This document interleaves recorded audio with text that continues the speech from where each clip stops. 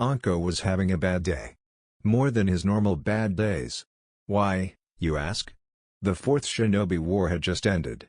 Naruto Namikaze managed to defeat Madara and even saved her from Kabuto. She wasn't angry with the blonde by any means. In fact, I admired him for proving the village wrong.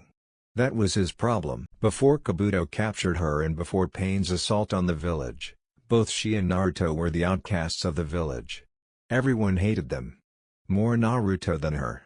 But now that he had become a hero in all the elemental nations, everyone was praising him. He would even become Hokage in 2 years when Tsunade retired. So now he was like royalty, and the village was now pouring out its hatred on her. No, before she and Naruto shared hatred. But now it was just her. It seemed that, no matter what, the snake bastard would always make his life miserable. At that moment he was walking towards Dengo's tent. She was so depressed that she didn't even realize she was about to bump into someone. Around the corner. He came out of his depression and realized that he was falling. But it did not touch the ground. Oi, beware, idiot, Anko. 5 minutes earlier with Naruto. Today was what Naruto would consider a normal day. He was going to be Hokage, so naturally he spent a lot of time with Tsunade. She gave him the papers saying that it was training for the job and responsibilities of a cage. This, of course, was an excuse to drink all day and not do paperwork. So Naruto found a solution. He created 10 shadow clones and put them to work. This left him with the day off. So he decided to take a walk around the village he considered home. He turned a corner and bumped into someone. He saw the person fall and quickly caught them. It was Anko. She looked depressed. Oi, beware, idiot, Anko. Oh, Anko-san, I'm sorry, I wasn't paying attention. Naruto. Anko realized that he shouldn't anger the future cage. He quickly apologized. Oh, Naruto-sama, I'm sorry, please forgive my rudeness. Anko, now embarrassed, blushed like a tomato. Did he say he admired Naruto? Well, truth be told, she adored him and even fell in love with him after he saved her. Naruto-sama? No, no Anko-san, please, just Naruto. I hate to be formal. Naruto gave her his famous Naruto smile. Are you okay? You look a little sad. You don't look like your old self. No, Naruto, I'm fine. He tried to lie to get rid of doubts. He understood. Anko-san, please let me take you to take Dengo and tell me what's wrong with you. You can't fool me. Your eyes say you're not right. Naruto. She thought about it and thought that this might be a way to get to know the blonde she wanted to be with better. He nodded and they both went to the Dengo stand. After ordering, he asked her again what was wrong. She explained that, after being recognized by everyone, the village looked at her with hatred. That now they only needed to get rid of the fucking snake to achieve true peace in Konoha. Anko-san, this is not like you. I know better than anyone that the village is ignorant. But you usually don't listen to him.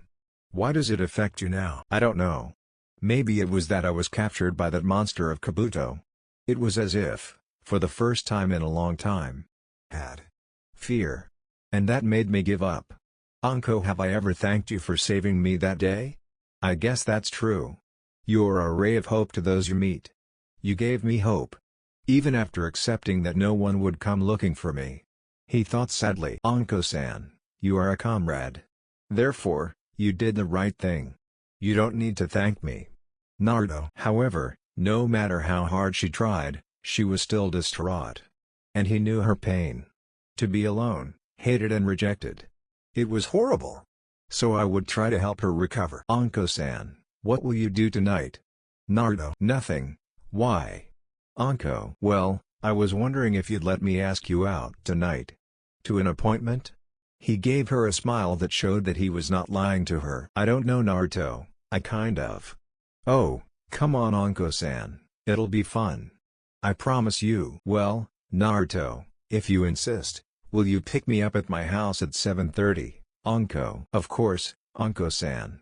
And wear something formal. Time jump 7:20. Naruto was walking towards Anko's apartment. He was wearing black pants and a black shirt with an orange tie. His hair was combed out, although his hair still stood on end. In her hands she carried a bouquet of pink tulips. Why tulips? Well, Ino had told him that it meant he cared. So that's what I would give Anko. Although I was quite nervous he could face an army of S-rank undead ninja with all the confidence in the world. But, as it would be, he had the confidence of a mouse fleeing from the Nibi. None at all. He arrived at his apartment and knocked on the door nervously. "Wait a minute," was the reply. When the door finally opened, his jaw dropped. There was Anko in a purple strapless dress that reached her ankles. It adjusted to her curves and showed a little cleavage. He also wore a snake necklace that surrounded a purple gem. "You look gorgeous, Anko-san," he said with a smile. While she, on the other hand, blushed like a madwoman. "Thank you, Naruto. You don't look bad either." Inside, though, I prayed it wasn't a date out of pity. "Oh, these are for you." He handed her the bouquet he had forgotten. Anko realized that they were pink tulips. He knew its meaning and smiled. But the color reminded him of a pink-haired doctor and he began to worry. "Don't you like that girl Sakura?" he thought sadly. "Maybe it's just a date out of pity." "Well, Anko-san, are you ready to go?" Naruto. "Oh yeah." Jump. The two were in a very expensive situation. They sat down almost immediately.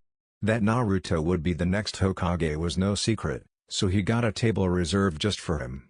The host seemed delighted that the future Hokage was there, but he gave his date a hateful look. Something that Naruto did not go unnoticed. At that time they were waiting for their food to arrive and were simply talking to themselves. "So, Anko, where did you get that necklace? It looks great on you." Naruto. "Oh, this was my mother's. It's the only thing I have left of her. It is my most precious possession." Anko. Naruto? Can I ask you a question?" "Of course. Why ask you out on a date if I don't want to meet you?" Naruto. "It's just that. Well, don't you like Sakura? I mean, why invite me if you have feelings for her?"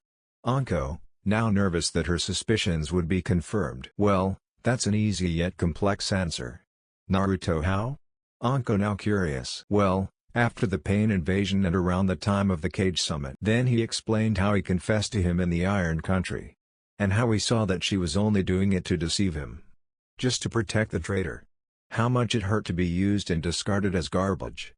By the time he finished, they were walking around town. At that moment, Anko realized how much they had in common. Both were/are hated by the village. Both know the pain of being alone. And you both know what it feels like to be betrayed by someone you admire. But bringing back those memories only made her feel worse.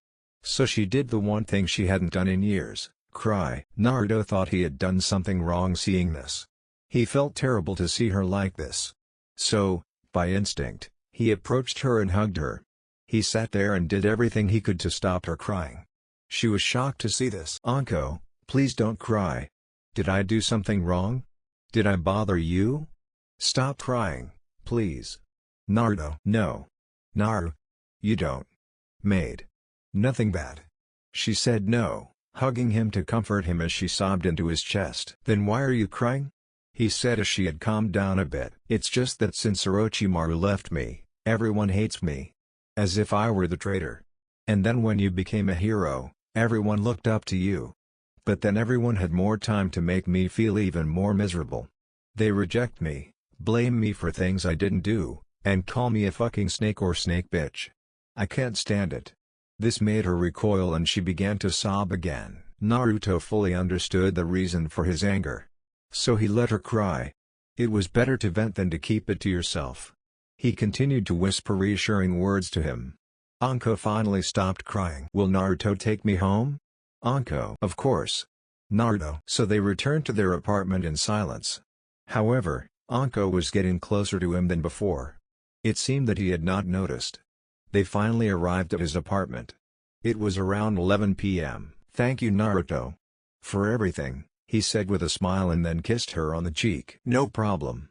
But would you ever like to repeat this? Only happier, I guess?" he said nervously. "Are you asking me out again? If so, yes. I'd love to. But you know this means we're dating now, right?" said Anko, regaining her flirtation. "Yes, I guess so. Well, good evening, Anko-chan," he said with a smile. Then he turned around and left. Anko closed the door behind him and went to sleep. The last thought that crossed her mind was, "I finally met a boy who doesn't want to use me." Maybe he's the one. And with that, she fell asleep peacefully. A month had passed since the first date and Anko was delighted. Since then, they had decided to keep it a secret. After all, they had agreed that it was nobody's business but theirs. The only ones who knew were Tsunade, Jiraiya, and Ibiki.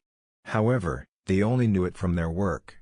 However, they planned to tell everyone soon. It would be the biggest surprise since Jiraiya showed up during the Fourth War to help Naruto defeat Madara. How he remembered how Tsunade and Naruto were. They beat him up and burned his notebook. They then burned his backup, which was a secret. At that moment he was on his way to meet Naruto in the Forest of Death. It became a place that they found quite quiet. They used to walk hand in hand through the forest. Normally, this would be suicide. But thanks to the QB, Naruto had a wild aura around him. And all the animals and creatures knew that Naruto was an alpha. So they stayed away. That is why tranquility reigned. And the forest was really pleasing to the eye. Besides, Naruto knew that she liked being there, away from the villagers. "Hello Anko-chan, how are you today?" A voice sounded. Anko had stopped while thinking and was standing under a tree. Naruto was now face down on her. "Damn it, Naru-kun, don't do that. You know I can't since you did it."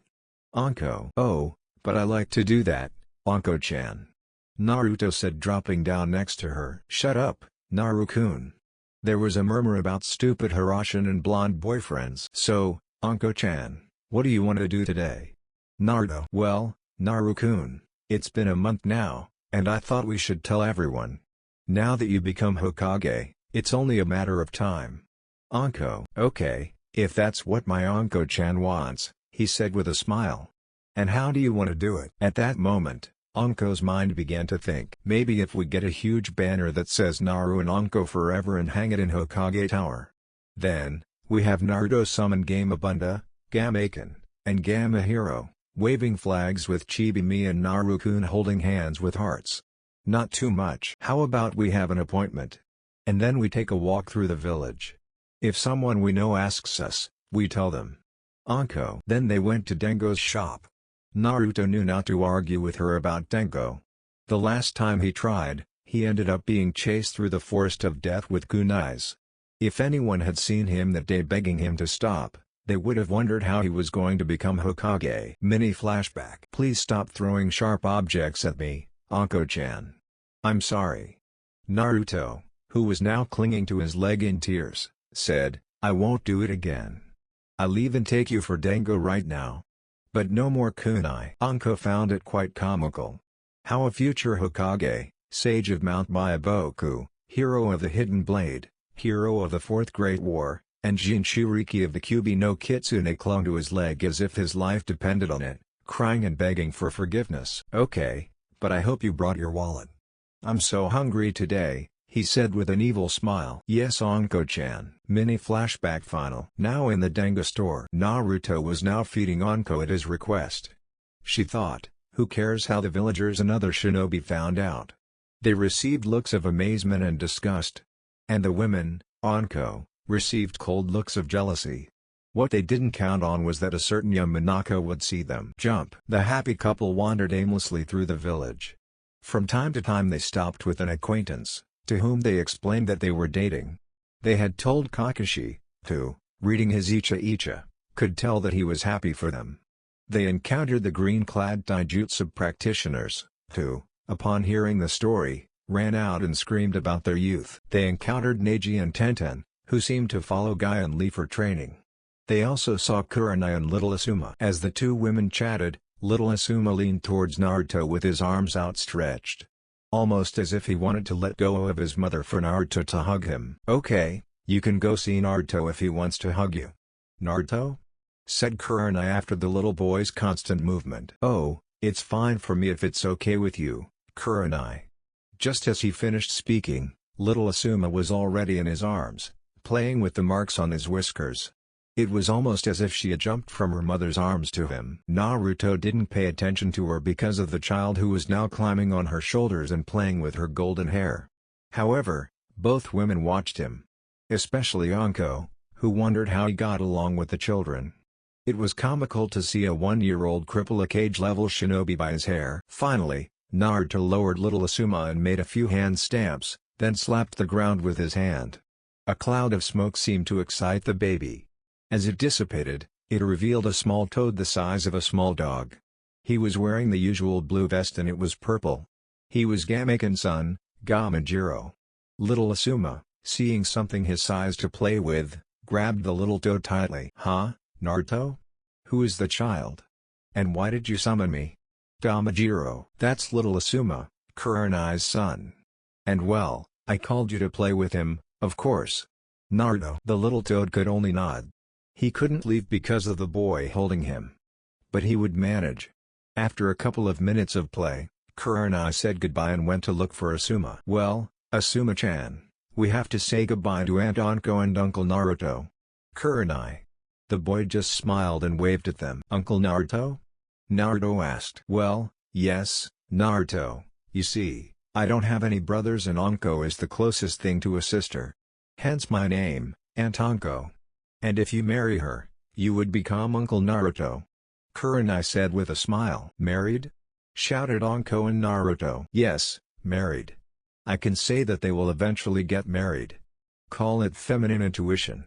Oh, and Naruto, thanks for playing with him. I love it more than anything, but it can be a little problematic." And with that, mother and son left. Anko Namikaze, huh?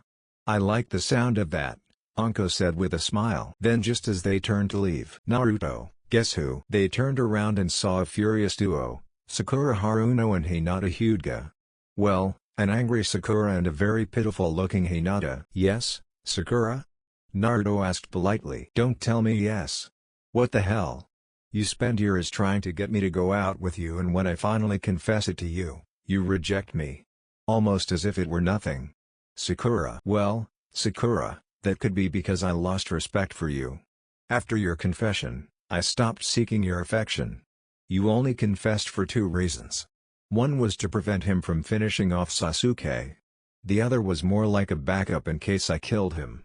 If I wasn't around, you tried to use me as a background." "That's not true, Sakura." "Don't lie to me, Sakura. It hurt me when you did it. Then I realized that you would never see me beyond a silver medal, Naruto." And with that, she left furiously, not even realizing that Anko was there holding his hand all the time. "Naruto-kun, it's okay. I understand why you didn't choose Sakura. But now we can be together." Hinata, who had cheered up after Sakura left. "Huh?" Naruto and Anko said. "Okay, Naruto-kun. I forgive you for dating Anko-san. But now we can be together as it was always meant to be." Hinata, Naruto. "Naruto-kun, it's okay. Just tell Anko-san you're not interested and we're leaving." Hinata. "Hey, get away, Naru-kun, it's mine." Anko. "Ha ha ha, how delicious. Why would it be yours? I mean, why would she want you if she can have me?" A bolder and more confident Hinata. "Hinata, I'm not leaving Anko-chan.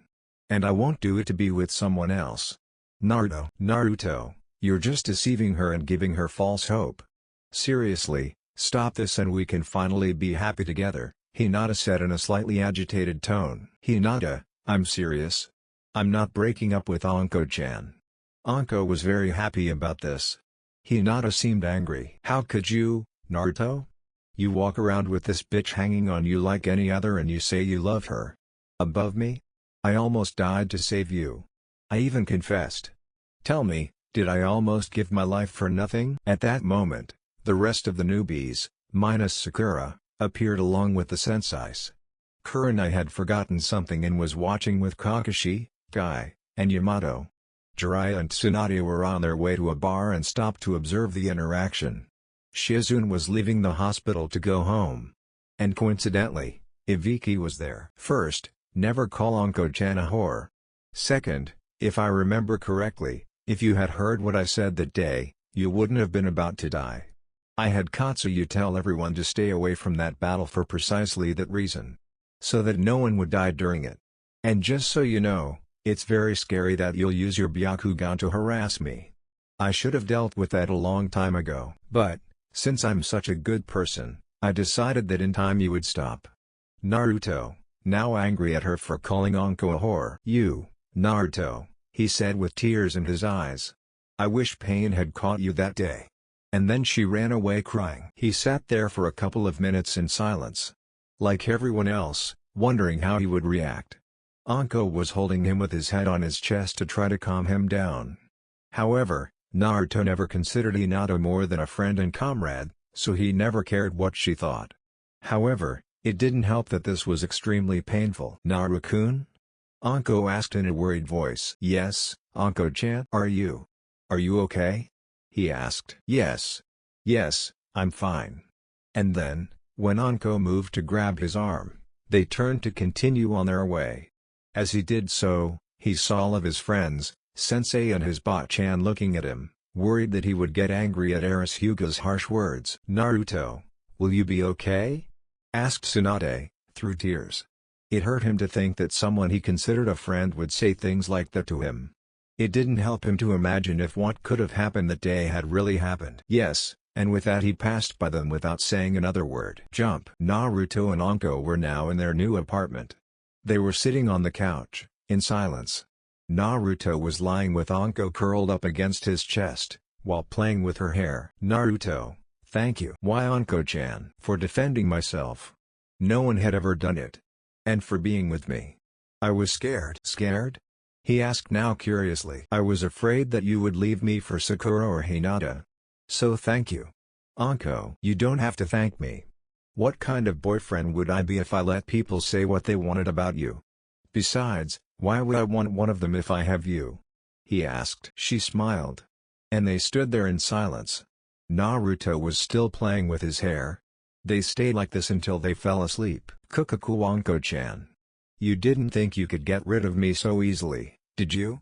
Orochimaru. I'm going to kill you, you snake bastard." And he jumped towards the object of his misery in life. A short, one-sided battle afterwards. Come on, Anko-chan. You didn't think you could beat me, did you?" Orochimaru positions himself with Kusanagi to deliver the fatal blow. She sits there. Not that I had a choice. His mind spins. His days of Jinan, betrayal, his adolescence, becoming Tokubetsu Jonin, joining T&I. Then he understood. Naruto. She cried at the thought of quitting. She could only close her eyes and cry, waiting for the end. "Goodbye, Naruto," he thought sadly. Then he waited for the inevitable pain that was to come. But it never came.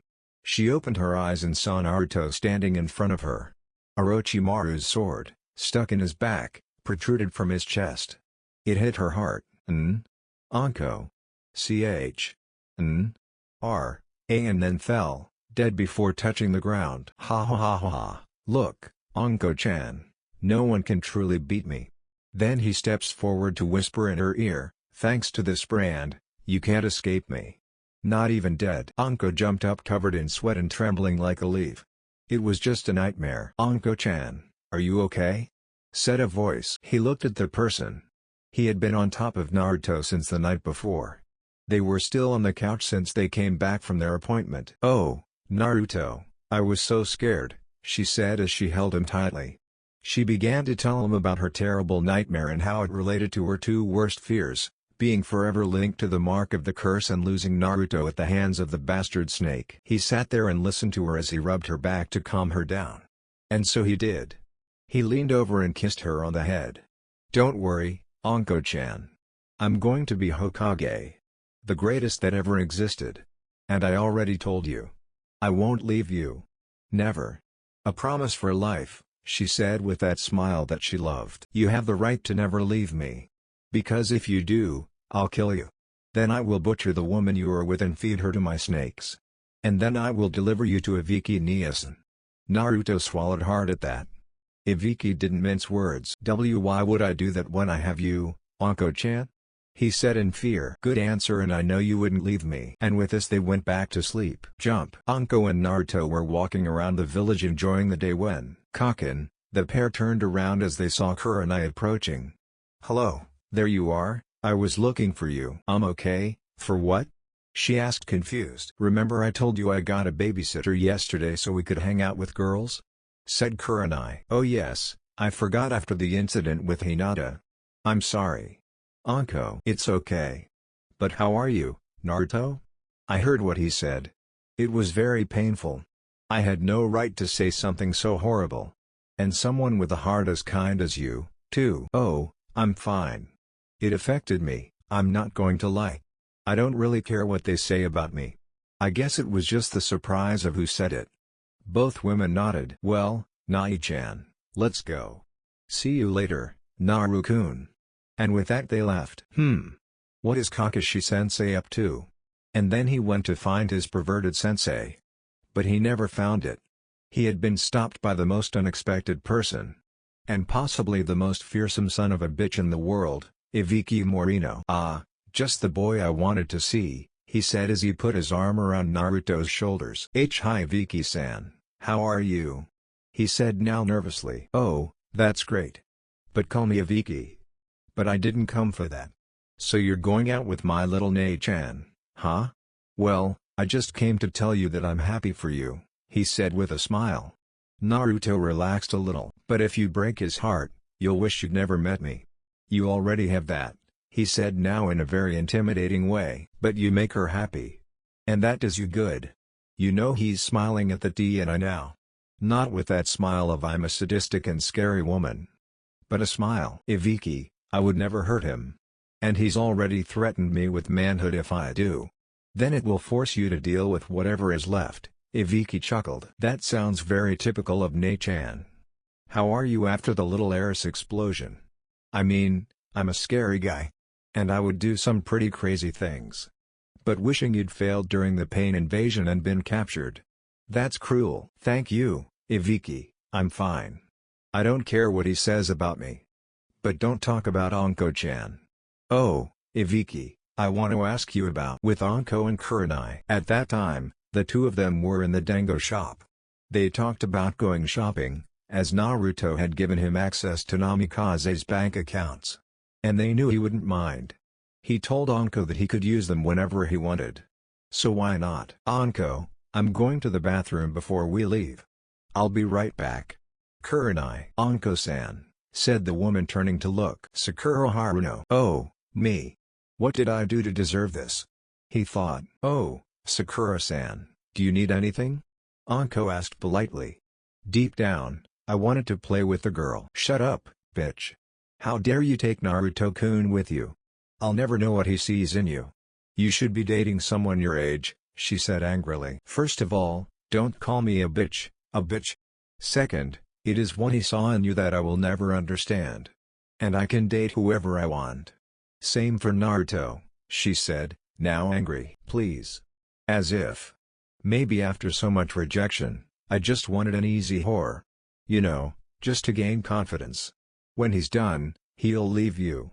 He has always wanted me. Why would he want an irascible, loud-mouthed banshee who constantly belittles and tears him apart? And he only asked to spend time with you. You treated him badly. You never saw him as he was. You only used it for your own benefit.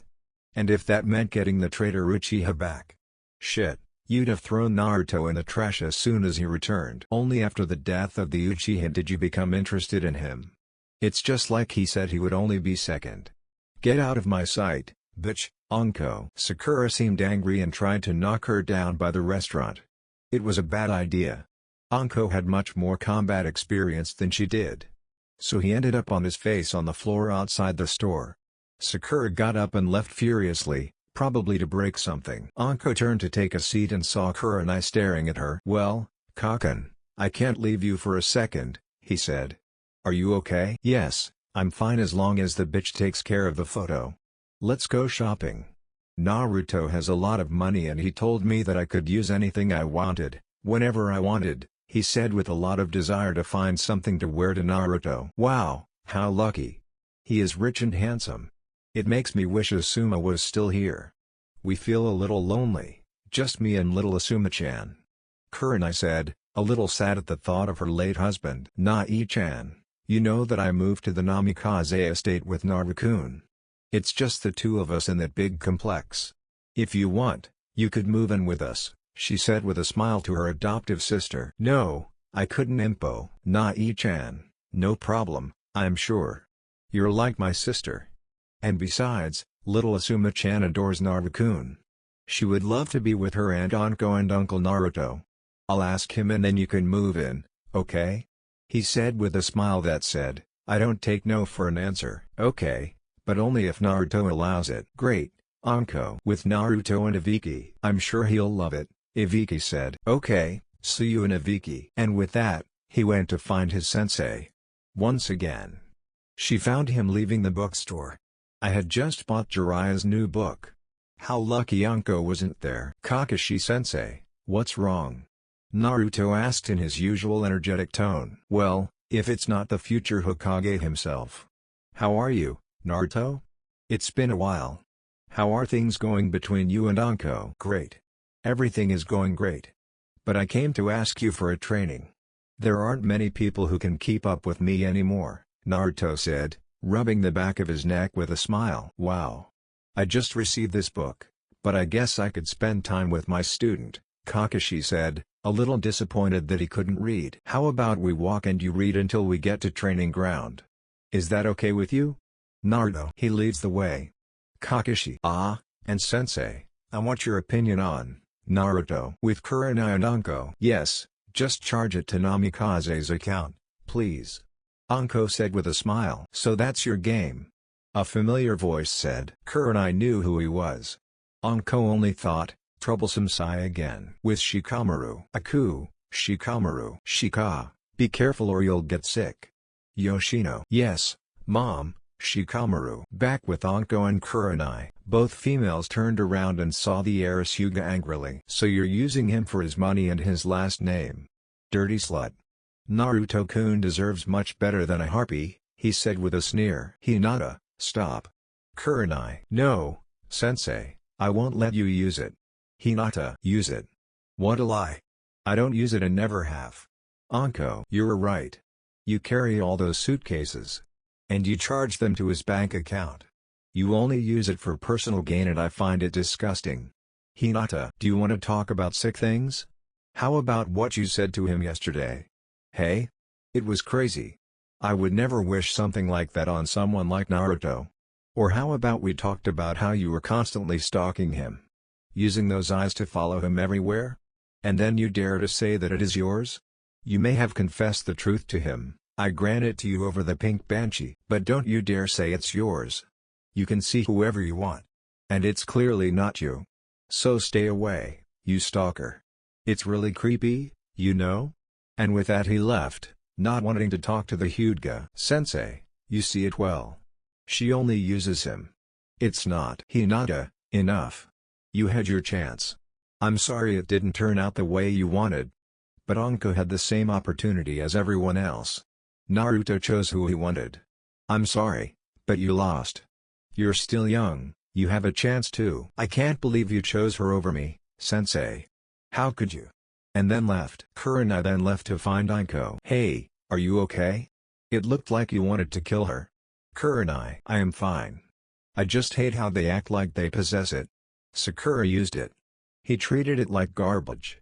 Hinata was not even able to hold a conversation until after the war. Even then, I was still having trouble with it. He still follows him. We always wonder if it's close. It's so frustrating. I wish they saw that they lost. The game is over for them. Then the earth began to shake. And there was a loud explosion in the distance. Well, I think I found Naru-kun. Come on, Nai-chan. 2 minutes earlier with Naruto and Kakashi. Oh my god, Naruto.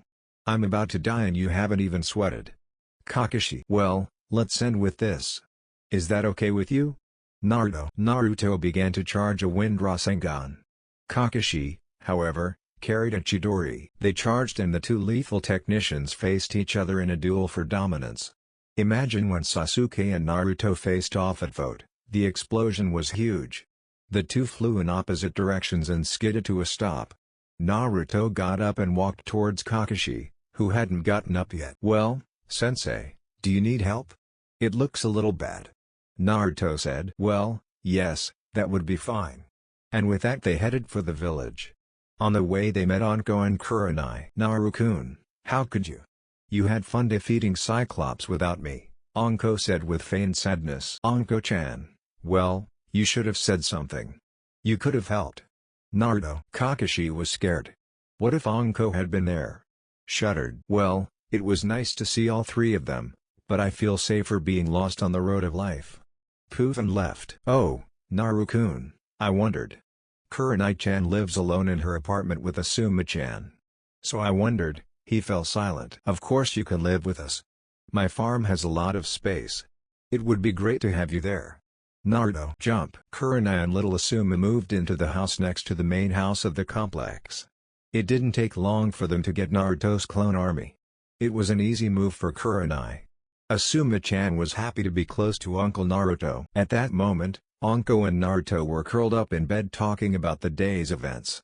Naruto was furious that Sakura and Hinata had harassed Anko. Anko laughed when he learned that Ibiki was protecting his little Nei-chan. However, Naruto left out a specific detail about what he did today. Then they fell asleep. Naruto had just woken up. Anko was still asleep. It was time. He had to prepare. It was going to be a great day. He broke free from Anko without waking her. In doing so, he went to the living room and made some clones. One went to make Anko breakfast. Another went to the Forest of Death.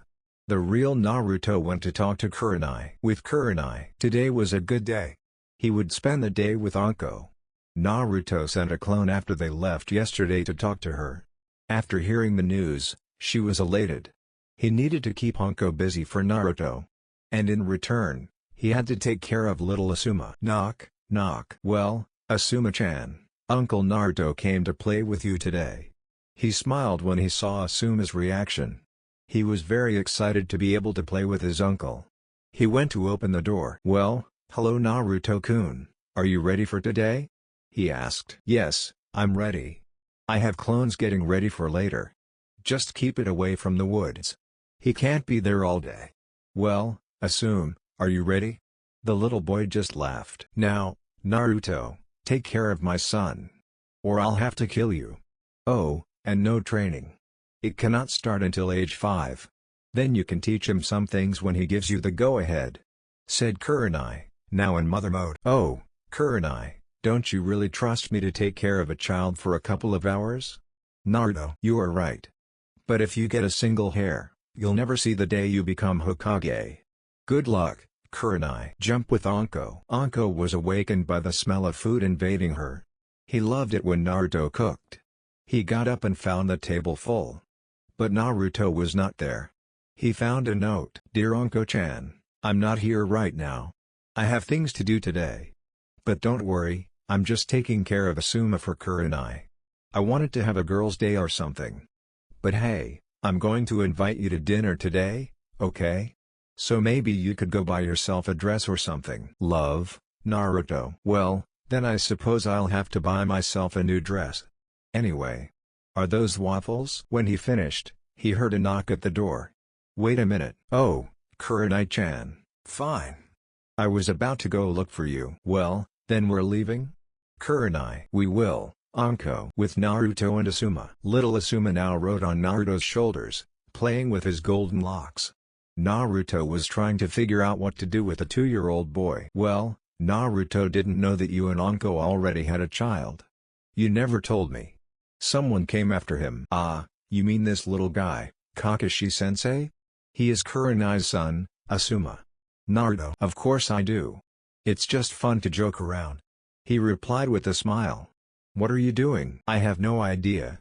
They told me I couldn't train, so I don't know what to do. Luckily, Asuma's stomach roared at that moment. Well, I'm not an expert, but maybe I'm hungry, Kakashi said. Well, let's eat. Will you join, Sensei? Naruto. Why not? Kakashi. Oh, and Sensei, seeing that he had caught her attention, continued, you might want to put the book away.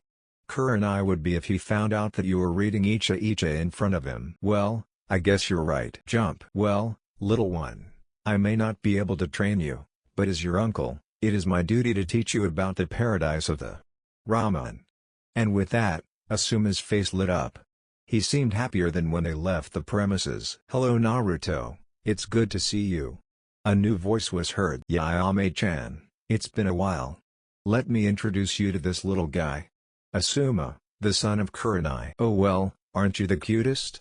Dad, come here, Naruto is here. Oh, Naruto, I'm glad to see you, boy. What are you going to drink? Tucci. Hey old man, it's good to see you. I'll have 5 misos with pork, 5 with beef, and little Asuma will have 1 miso. Kakashi. Tomare dos carnes. Kakashi. Right away. Tucci. Upon receiving the order, Asuma's eyes widened. When he was given a fork, he tasted it. As soon as he did, he dove into it, finishing his dish just as Naruto had finished 4. Hey, do you like it? Want more? Naruto. I got a nod in response. Ayame-chan, I think the little guy wants more. Well, the little guy can have everything he wants. Coming soon. 2 bowls later. Well, I think it's over. Naruto. If I didn't know, I'd say it's your son, Naruto. Kakashi. Eat like a mini Naruto. Ayame. Oh, Naruto, you keep bringing me customers with a lot of appetite. You keep attracting more customers, boy. Tucci. Well, we're leaving, goodbye. Leaving some money, he carried Asuma back on his shoulders and left with Kakashi and Do. With Anko and Kurenai. Well, today was another successful day. We were able to go shopping, to the spa, and I didn't have to worry about Asuma all day. Kurenai. That's because Naruto is watching him. He won't do anything that might hurt him. Anko. Yes, you're right. Now, looking at the time, he said, well, we should go back. Naruto said he wanted to see you for something. Kurenai. Jump. Did you have fun, Asuma-chan, with Uncle Naruto?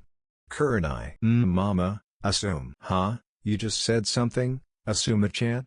Kurenai. Anko and Naruto just watch. Mama, Asuma. Mom said.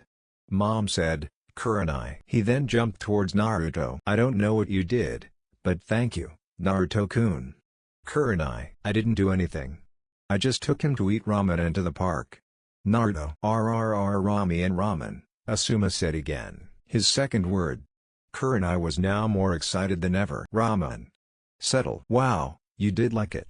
Well, you did have 4 bowls. Naruto. 4? Anko. You can imagine that he loved it.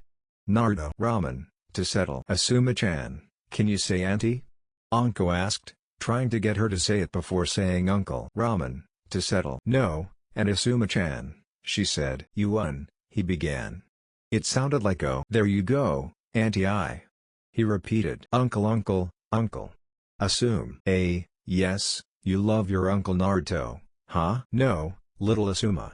You were supposed to say auntie.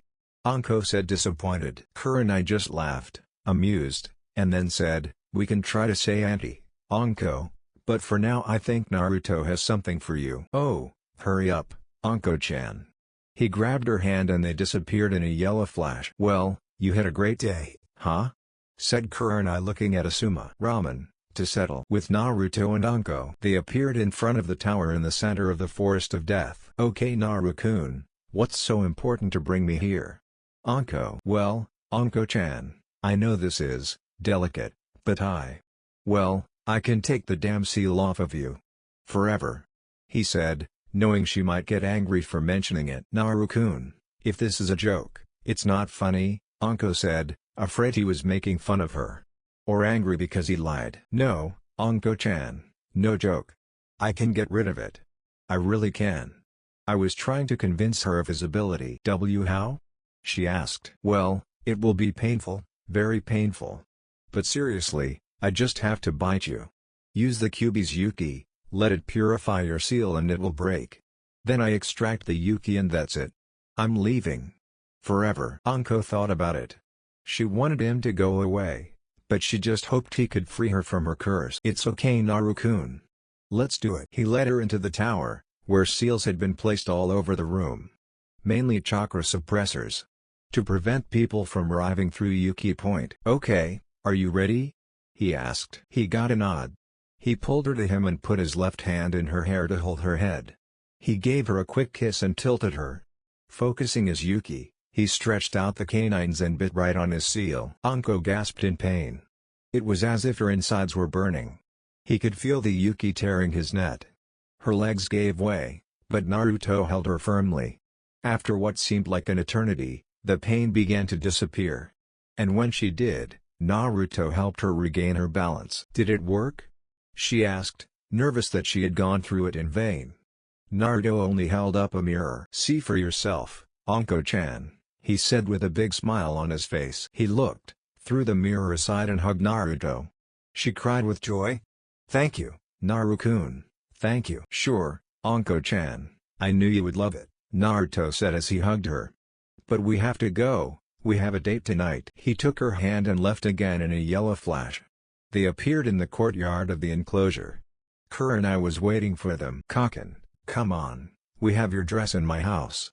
Then he took Anko away. Jump. Naruto was wearing a black shirt and pants again. He wore a purple tie. She had a bouquet of red roses. And, once again, I was nervous.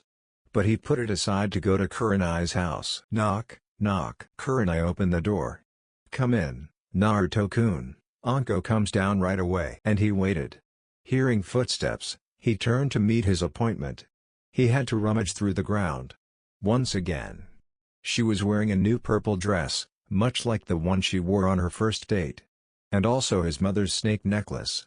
She was beautiful. "Anko-chan, you look stunning," he said. "And you look handsome, Naru-kun," she answered. He reached out and she took it. "Well, Kurenai-chan, see you later.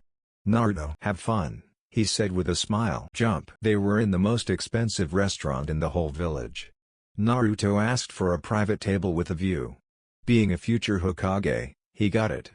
They had dinner and enjoyed the view from the balcony. The sun would set in about 20 minutes. "Well, Naru-kun, it was a very nice date. You spoil me a lot, you know?" "Anko, of course I do. But I love it when you're happy," he said with a smile. "Well, now that I don't have this damn mark anymore, I'm very happy."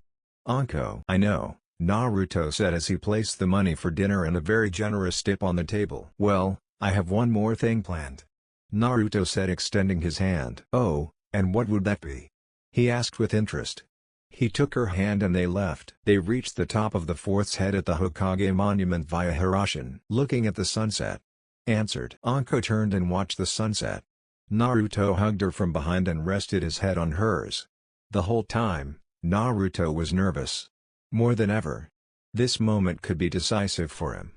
It came loose at sunset. Anko continued to watch. "Anko?" Naruto said behind her. "Yes," she said as she turned around. Panted. Naruto was on his knees with a ring that had been handed to him. It was a custom-made gold ring. It was a snake with a large purple gem in its mouth. He thought it was beautiful. "Anko Mitarashi, do you want to marry me?" she said with all the confidence she could muster. "Yes, of course, Naru-kun," he said with tears of joy in his eyes. Naruto put the ring on his finger and stood up. He gave her a long, passionate kiss. "Thank you, Kami," she said with relief. "Well, now you have me and I won't let you go," he said. "I won't either." They left in an instant. They didn't sleep much that night. It had been a month since Naruto had proposed to her. She loved the ring he had given her. It matched his mother's necklace. He wasted no time telling everyone about the engagement. Not to show off, but to show a certain stalker and banshee that he was no longer available. Another thing they decided was to have the wedding as soon as possible. 1. It would be nice for Naruto to get married before he became Hokage. And 2. In his line of work you never know when you can be killed. The 5 elemental nations would not attack. But Naruto and Anko had made enemies of the Nuke Nin. So the wedding would be in 2 months. Just enough time to prepare. Of course, she did help him plan. But of course, this basically meant, Kurenai and Anko make arrangements and plans. And Naruto just goes with the flow and pays for everything. He only made one decision. And it was about food. Other than that, he did almost nothing. "Naru-kun, what do you think?" "Anko." "Hey, what do you say, Anko-chan?" "Hey, Naru-kun, I asked you if you'd rather go out with the boys or not. I mean, Kure-chan and I can do it. It's a waste that you do nothing but pay for everything." "Well, goodbye." And he was gone in an instant. Giggle. He may have grown up, but he may still be an idiot. Kurenai. "Yes, but he's my baka." Anko. "With Naruto." "Well, now I just have my things to do.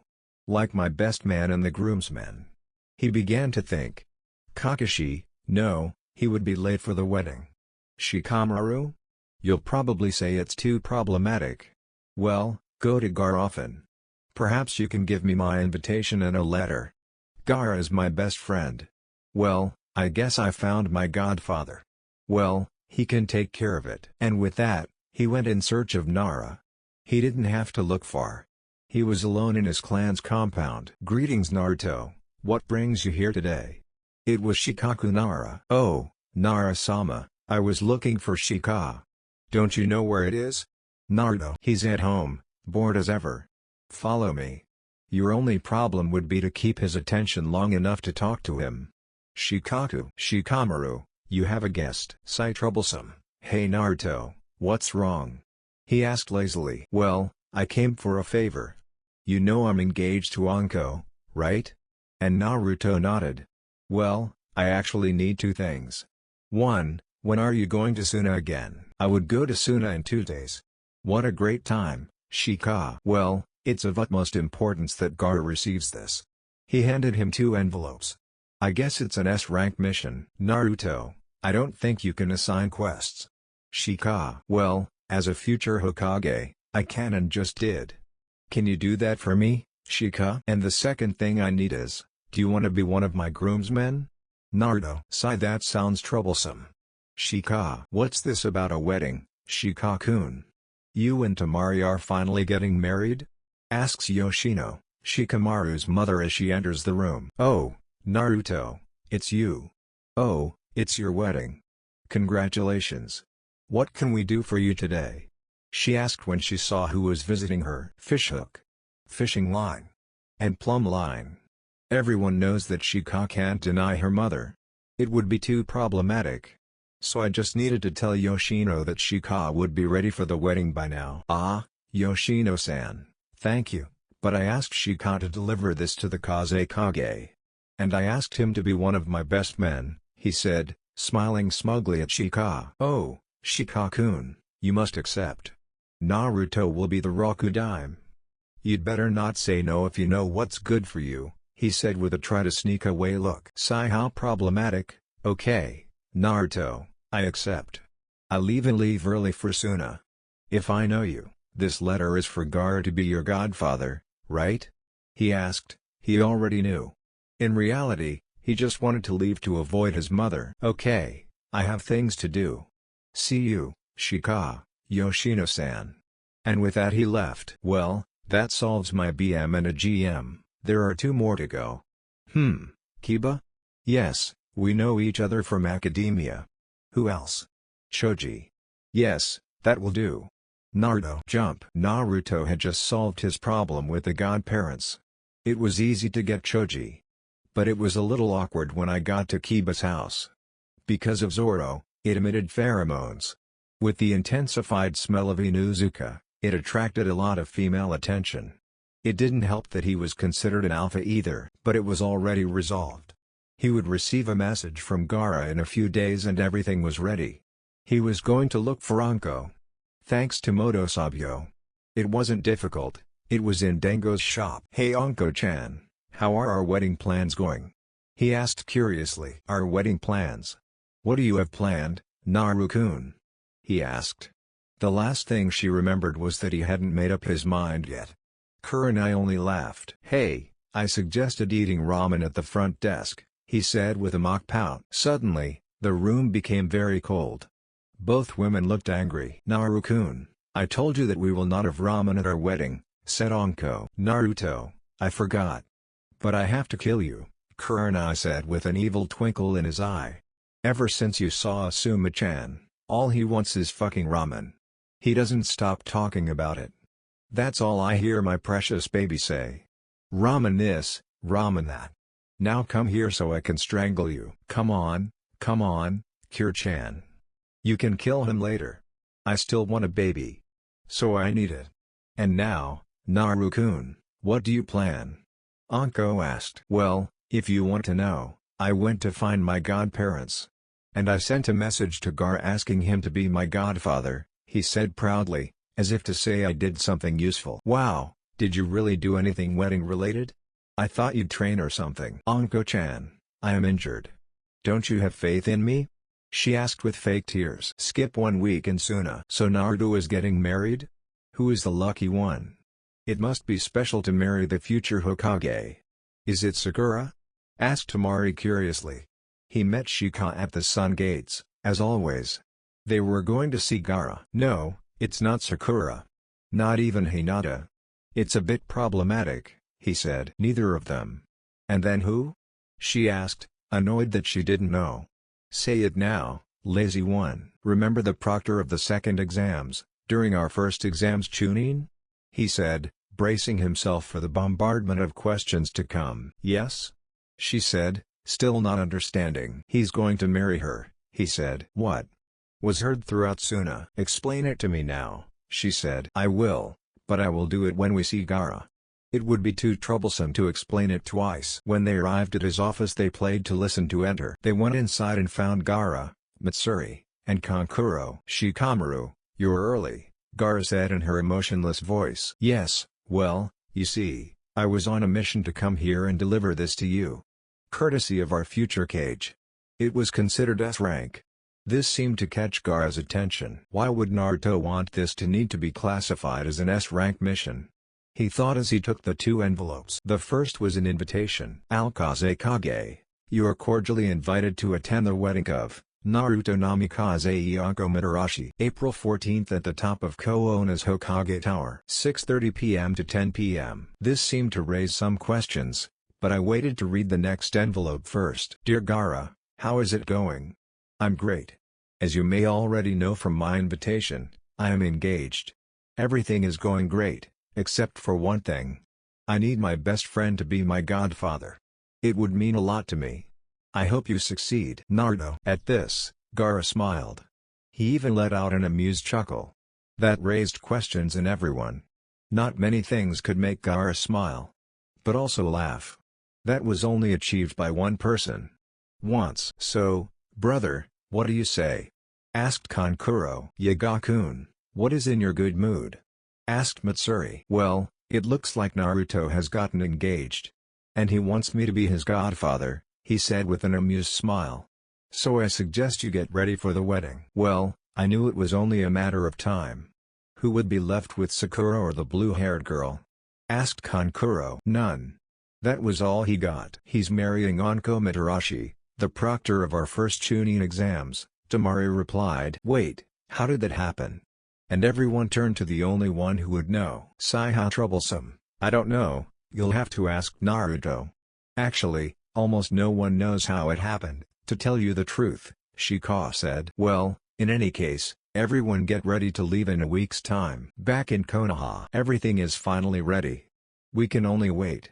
I can't believe we're getting married, Anko said as she snuggled up next to Naruto. Yes, that's exciting. I can't wait for it, Naruto. And they stood there, huddling and waiting. Everything was interrupted when there was a knock on the door. I will go, Anko-chan, he said as he rose. He opened the door and saw an Anbu in a rabbit mask. Naruto-sama, Tsunade-sama requests your and Anko-san's presence as soon as possible, he said. Okay, thank you Bunny-san. He said. Anko-chan, we have to go see Ba-chan, he shouted. Jump. I'm here, Ba-chan, what did you want? He said as he dodged the various objects thrown at him. Brat, stop calling me that. But hey, you have a message from Gaara, he said, handing him a letter. He read it and smiled. Well, it seems that he agreed to be my godfather. And he'll be here in a week or so, he said, informing the three in the office. That's fine Naruto, and congratulations to both of you, he said with a smile. Thank you Ba-chan/Tsunade-sama, the couple replied. A week had passed since the arrival of the godfather and company. Gaara was happy for his friend. However, he didn't talk to Naruto. In fact, I had only seen him twice since he arrived. At the time, I was talking to the godparents. Or rather, with Kiba. Choji and Shika were there because it was their duty to help. Kankuro was also present. Come on, Gaara. I'm telling you, we have to give Naruto a bachelor party. It has to be huge. We need dancers, alcohol, dancers and a place to sleep when we get drunk, dancers and a place to party. Did I say ballerinas? Kiba. Yes, about 4 times. Gaara. Well, it's your duty to help us with this. You are the godfather. It's like an unwritten law about godparents. Kiba. I won't help you with this. Naruto doesn't need a party. Gaara. Gaara, You have no choice. You are the godfather. You have to organize a bachelor party for him. It's tradition. And I know how much you love tradition. Kankuro. Hey, well, do what you want. Gaara. You don't have to do anything, Gaara. We just have to put the reservations in your name. Who would reject the Kazekage after all? Leave it all to Kankuro and me. Kiba. If you book ballerinas in my name, I will kill you. Gaara. Well, let's reserve them in my name. Kankuro. And with that, Kiba and Kankuro began to plan. Sigh, why do I have a bad feeling about this? Shikamaru. I don't know, but I also feel like something bad is going to happen. Gaara. Oh, you two are just exaggerating. They will do well. What's the worst that could happen? Choji. Somewhere outside of Koona. You know the plan, don't you? Asked Sakura. Yes, I have it memorized. We just have to wait for the moment to attack, Hinata replied. Good, Sakura. Oh yes, something bad actually. With Naruto and Anko the next day. The happy couple had just returned from planning more of their wedding. They were sitting on the sofa, happy and embracing. Naru-kun, estoy tan feliz.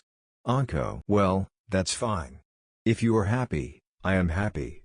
Naruto. I love you, Naru-kun, Anko said happily. I love you too, Anko-chan, Naruto said equally happily. Knock, knock. I will bring him, Naru-kun, Anko said. She opened the door and revealed that Kankuro and Kiba were anxious. Oh, Anko-san, is Naruto here?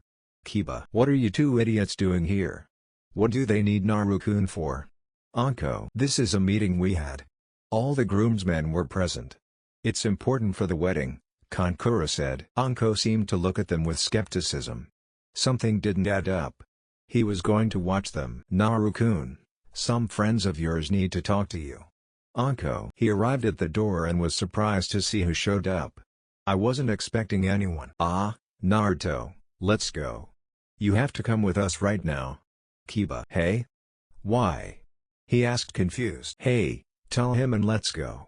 Naruto, you have to come with us because we have already prepared your bachelor party. Kankuro. Bachelor party? Naruto. If Anko finds out, all three could die. Okay, Naruto. You can go. I trust you. But if you touch any dancers, I swear, I'll kill you. Anko. That was a shock. No one thought she would accept it. Estás segura, Anko-chan? Naruto. Yes. I said I trust you. Go have fun with your friends. I'll go hang out with Kurenai, Yugao, and Shizune. But remember what I told you, he said. Okay, we'll bring him back at some point. Goodbye. And with that, Kiba and Kankuro dragged Naruto away. At the hotel, Naruto's friends had booked the entire villa on the top floor of the hotel. It was all for Naruto's bachelor party. Kiba left saying that he would be back soon. When Kankuro and Naruto arrived at the villa, they saw Gaara, Shikamaru, Neji, Lee, Shino, and Choji waiting for the guest of honor. The room was filled with boxes of alcohol, individual bottles, and 6 barrels. There was a strip bar in the center of the room. There were also several other rooms connected by doors to the main room. Hey guys, what's wrong? Naruto asked, rubbing his head shyly. Naruto-kun, the flame of your youth shines brightly. You and Anko-san will live a full life together. Well done, Lee. What Lee said.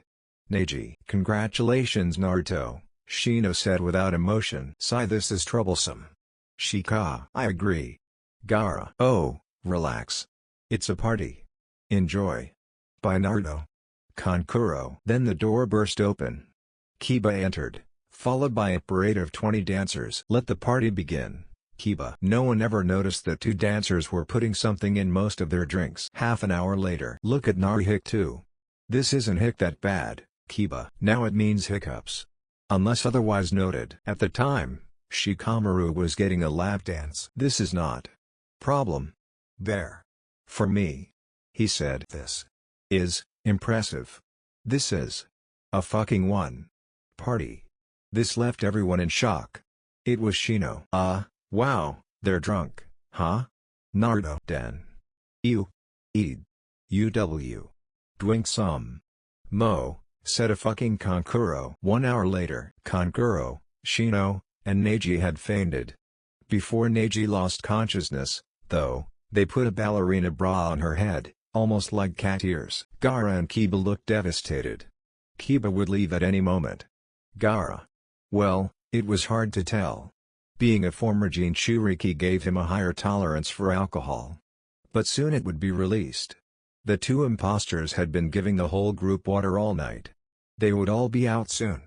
Except Naruto. They didn't put anything in his drinks. A lot. With Kyuubi on Mindscape. Kit, you have to stop drinking. Something is not right. There's something else to these drinks. His words were in vain. He was unable to reach his host. He did his best to cleanse his body of the unknown toxin. But if Naruto kept drinking, well, it wouldn't be easy. Back with Naruto, everyone had gone out except Naruto and two dancers. Since everyone had left, they decided to leave. Except two. Do you think he'll notice? Said Dancer 1. Yes, he's out of his mind, he won't notice. Dancer 2. Okay. Dancer 1. Faggot. Both figures emerged from the smoke to reveal Sakura and Hinata. Naruto, still under the influence of alcohol and drugs, did not understand what had happened. His vision was blurred. I couldn't see anything. Okay, Naruto, it's time for the groom's special dance. Sakura. Oh yes, it's that time. Hinata. They proceeded to drag Naruto into one of the rooms. When he entered, they tied him to the bed. They told him that it was part of the dance. He did not give it importance. Okay, Naruto-kun, it's time. Sakura. Hinata began to kiss him. Meanwhile, he then prepared a camera and a tripod. Back with Kyuubi, the only good thing was that he stopped drinking. Now he could purify it at full speed. I wish I could end this before the damage was done. With Naruto was beginning to sober up. I still couldn't think clearly. But it would only be a couple of minutes. Well, now it's my turn, Hinata said as she parted ways with Naruto. They exchanged each other. Kyuubi. I'm almost there. Shit, I'm too late, Kyuubi. With Naruto. Finally he regained awareness of himself and his surroundings. Someone had stuck their tongue in his mouth. And another person was riding on him. He also realized that he could not move his arms or legs. And he was almost certain that he was not with Anko. Oh Naruto-kun.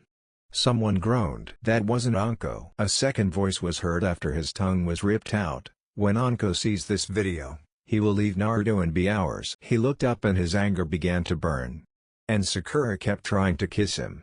His anger grew so much that the Kyuubi's chakra began to leak out unconsciously. Both women screamed when they realized that their skin was burning. They observed that Naruto was fully aware of his actions and was not pleased. Hinata's thighs were burned inside and out. Sakura, who was in the middle, had half of her face, chest, and stomach burned.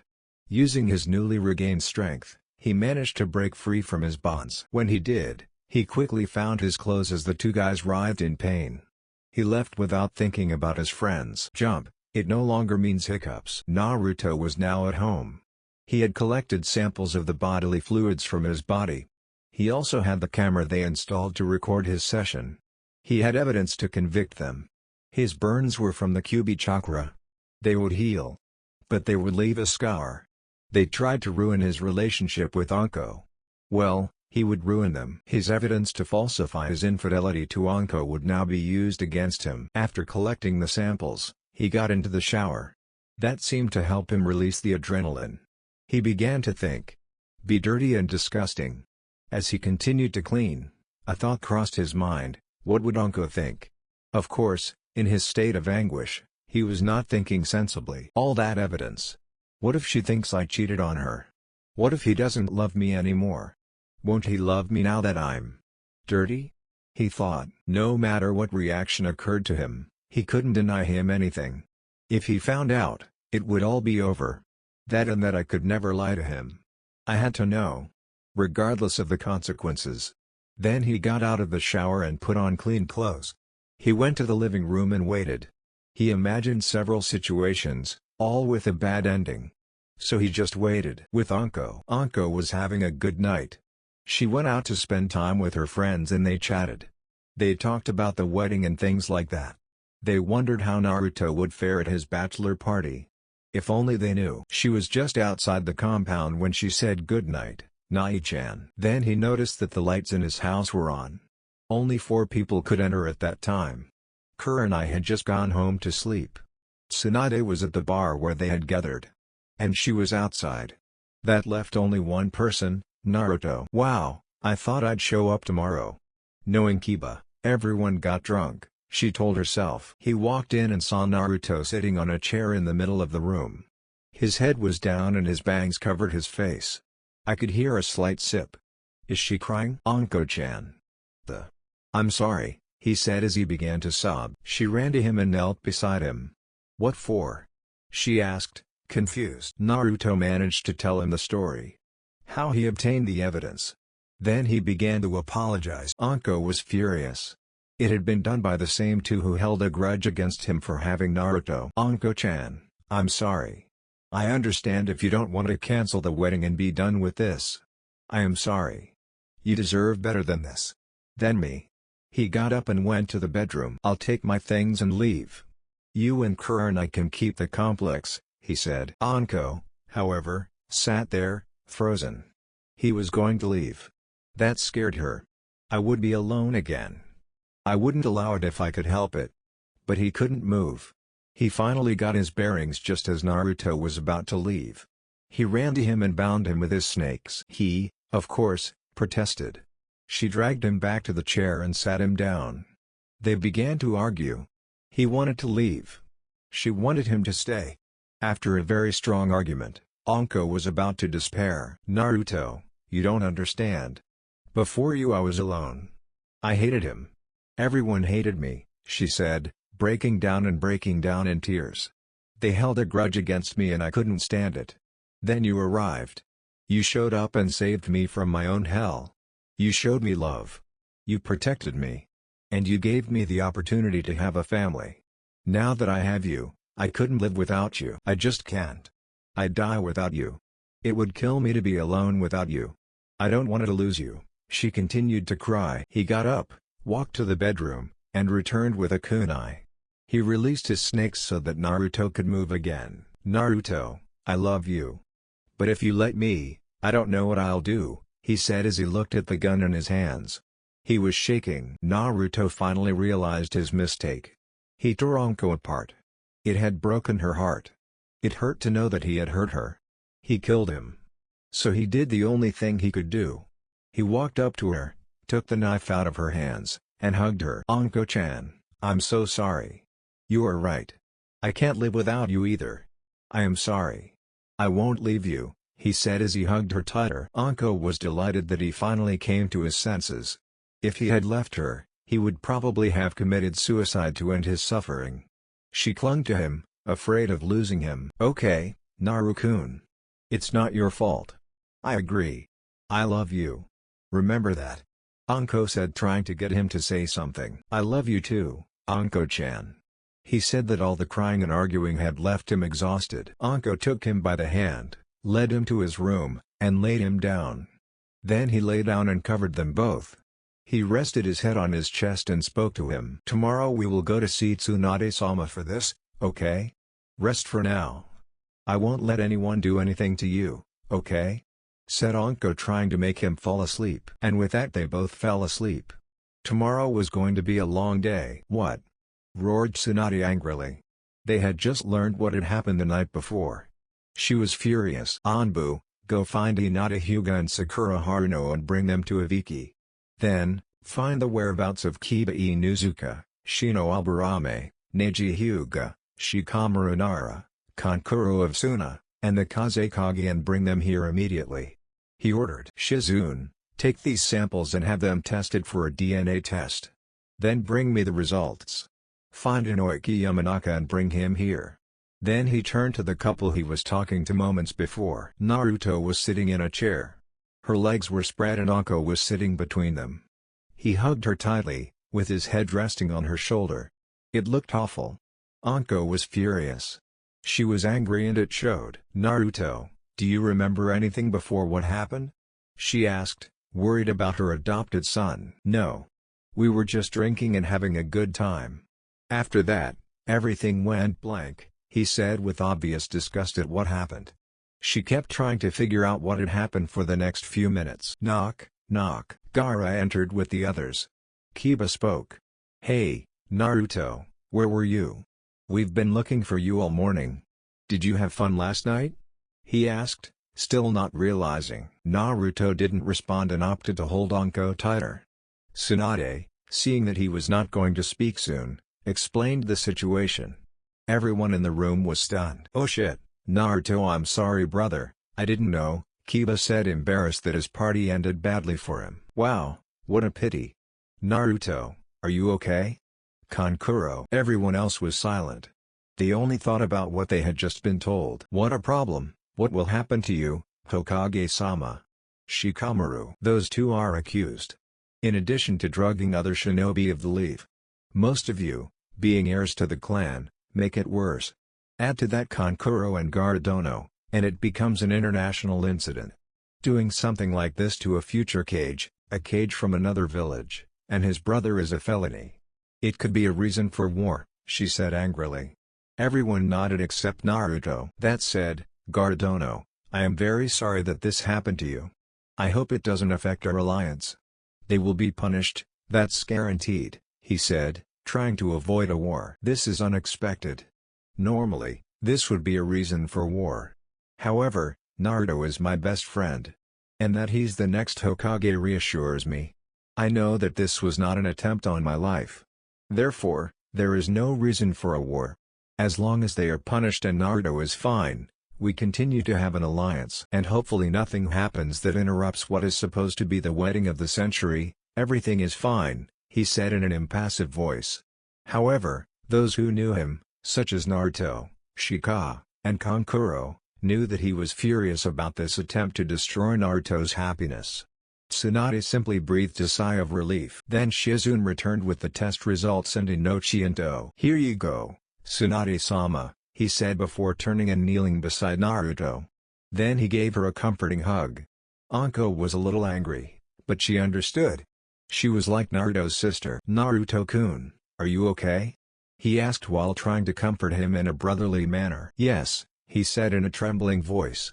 "Thank you, Shizune-nichan." "Hokage-sama, have you summoned me?" asked Inochi, who already had an idea of his purpose. Tsunade handed him a folder and said, "Complete this immediately," in a tone that challenged him to challenge her. "Hi," he replied and left. When did he fire everyone except Naruto, Anko, and Gaara? Especially since she couldn't force him to leave. Gaara was the first to speak. "Anko-san, I guess this didn't ruin your wedding?" he asked. "No, we're going to get married. This only complicates things," she said, still angry. "Tsunade-sama, I request that you allow me to assist in the case of grievance. I mean, interrogate the two suspects," he said, trying to get permission to destroy the two. "Anko, you know I can't allow it. It's a conflict of interest on your part," Tsunade responded. He really wanted her to kill them. "Hokage Dono, since this is an international incident, I am within my rights to appoint my own interrogator. Since my regular interrogator is Insuna, I request that Anko-san take her place," he said, knowing that she could not refuse him. Tsunade smiled, and then replied, "Of course you can. Anko-san, you can interrogate the suspects on behalf of Kazekage Dono." Anko was excited. He pounced on Gaara, wrapped him in a suffocating hug, and thanked him repeatedly. "Oh, thank you, you are my new favorite adoptive brother from Naruto," he said with joy. "Sure, consider it an early second wedding gift," he said after regaining his composure. "Well Anko, you have your homework, don't worry, Naruto will stay with me and Gaara. Have fun," Tsunade said. With that he nodded and left. But before doing so, he hugged Naruto and gave him a kiss. Jump. Tsunade and Gaara had been talking to Naruto all day. Talking about things that had nothing to do with the incident. From ramen to training to being a Kage. Even life in general. Finally, Anko returned. His work was done. For now. He took his place between Naruto's legs again. Inoki soon followed. "Hokage-sama, I have the results of the psychological evaluation you ordered," he said. "Report," he said, wanting to end this mess. "Very well." Sakura Haruno was the first to be tested. It seems that after Naruto's return to the village after his training with Jiraiya-sama, she began to have feelings for him. This was increasing to the point that she purposely used her fascination against him. Obviously, to get Sasuke back. And he soon got to the point of believing that it was his property. I could do with it whatever I wanted. He often thought that, after crushing or demoting him, he had the right to do so, since he owned him and had the right to do so. After losing her chance with the Uchiha after his death, she became extremely possessive of him. Since it belonged to her, she tried to keep him away from other women. Then, after confronting Anko-san, he devised the plan that gave rise to this whole ordeal. He was going to use the video he was recording to break up the marriage and then kill Hinata in the process. That way, I wouldn't leave Naruto any competition, he said. Everyone was quite disturbed by that information. Tsunade gestured for him to continue. Hinata Hyuga is much worse. This began during his days at the academy. It started as a simple crush. It became a whim and an obsession. This led her to harass him. With his Byakugan it was relatively easy. In fact, I thought they were in love. Only Naruto didn't know it yet. After their confession during Pain's invasion, he believed that they were an official couple. After the war, she was furious about the relationship between Naruto and Anko-san. Although he thought it was just a cruel joke for fun. Defeat Anko's hopes in love. Then sleep with her, and excuse me, Anko-san, these are your words, not mine, and then break her heart. He thought it was for entertainment. When he rejected her, he agreed to Sakura's plan. Although she planned to use it to get pregnant. To separate Anko and Naruto. And even if he kept rejecting her, she still kept a part of him. He also thought about killing Sakura during. And he would have done so if Naruto hadn't woken up. But there is more. Because she was obsessed with him, she was willing to do anything to get it. Even kill to make their way to it. Anko-san was his main rival. She even created a blacklist of all the competitors she was willing to kill to get to him. The list was shocking. Ready? Asked Anko. Yes, you were at the top, for obvious reasons. There was also Sakura. The list included the following people: Princess Koyuki of Snow, the daimyo of Vegetable Country, Tsume Inuzuka, Hana Inuzuka, my daughter Ino, her sister Hanabi, her sensei Kurenai, Shizune, Yu, Tsunade-sama, the Mizukage, the two kunoichi of Kumo she met during the war, Samui and Karu, Tenten, Priestess Shion, and all possible competition. I even knew each and every one of your routines and those of others. He knew exactly when to strike when these women were most vulnerable to ensure a death. He would even go so far as to kill Naruto himself. She's completely crazy, he concluded. That surprised everyone. Tsunade, Shizune, and Anko were troubled to learn that she knew what they were doing on a daily basis. Naruto was worried not only about Anko-chan, but everyone, except Sakura, that she might have hurt them to have him. I see. Well, then. The only thing left to resolve is the rest of your mission and its punishment, he said. Inochi nodded and walked over to Naruto. Naruto, I'm going to erase your memory of all this. If you don't remember anything, it's the day before the bachelor party, okay? He said. Naruto nodded, and Inochi made the hand stamps. When he finished, he put his hand on Naruto's forehead. He stood there for a second before waking up. Hello everyone, what's wrong? He asked with his usual smile. Nothing, Naru-kun, nothing at all, Anko said, happy that she doesn't have to live with that memory anymore. Anko, could you take Naruto home? We have important matters to discuss, Tsunade told Anko. Anko picked up the hidden message and took it home. Then, Hokage-sama, what is to be done with the two of you? Asked Inoiki. Sigh. Well, they're crazy and they're very dangerous for anyone around. Let them execute them. And tell Naruto, if he asks, that I sent them on a mission and that they killed them. Don't let him find out about this, he said. Inoiki nodded before going to tell Ibiki of his new orders. With Naruto and Anko. Oi, Anko-chan? Naruto, He asked while resting his head on his chest. I can't wait. And you? I mean, we'll get married in 2 weeks, she said proudly. Yeah, Naru-kun, I can't wait. She replied with a smile. Today was the big day. Naruto was excited. He recalled the events of the previous week. When he and Anko weren't planning, they did their own thing. Naruto, according to Tsunade, trained. This was more like him going through paperwork so she could drink. Anko, well, he went to work more often. He came back happier than usual. When he asked her how her day went, she would just say the same old thing or nothing out of the ordinary. He played it down. But today I was nervous. He was in a room waiting for his wedding, surrounded by his best man and his godparents. I was a bundle of nerves. What if I say something bad? What if I unintentionally offend one of the other three Kage? Would there be a war? Oh, Kami, he could start the 5th Great Shinobi War. What if? Naruto. Better that way. You'll do well. Just do what you practiced and in a couple of hours you'll be on your way to Spring Country for your honeymoon. Okay. Calm down. Gaara, though he didn't admit it, was extremely upset by the way his best friend acted. Yes, brother, everything is fine. We have Neji for security, so we don't have anyone else, Kiba, who quickly shut up with a pile of sand covering his mouth. It's troublesome, in case one of your enemies tries to catch you off guard. Shikamaru said. Bwah. Oh my god. I have it on my nose. I can taste it, it's so dry, Kiba. With Anko. She wasn't doing any better. What if I stumble walking down the aisle? Do I have good hair? My makeup? Anko, calm down. You're just a little stressed. Kurenai. Yeah, Anko-chan, relax. In a while you will be able to marry the blonde who awaits you. Yugao. Yes, you also look great. I bet you'll even blow his mind, Hana. You're right. Thank you. Anko. Jump. All of the guests were present, including several daimyos, the 5 Kage, and several shinobi from the elemental nations that Naruto knew. All the bridesmaids and groomsmen were waiting.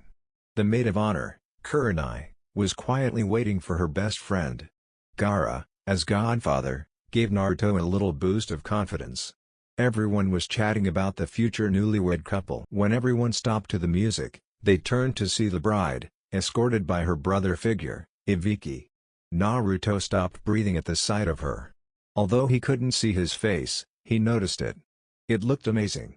When she woke up from her reverie, Anko was being handed over. Ibiki whispered good luck before turning and taking a seat. They both turned to look at the fire daimyo. He would officiate the ceremony so that Tsunade and the other Kage could attend. However, neither the bride nor the groom listened to him until they pronounced their vows. Then you can kiss the bride, he said, and then took a small step back. Naruto lifted Anko's veil to stare at her pupilless brown eyes. And vice versa. After a second, they both bowed. Their lips met and they instantly felt peace. All nerves calmed down. It was as if everyone who had come to see the wedding didn't exist. Just the two of them. Now Mr. and Mrs. Namikaze jumped to reception. The reception was great.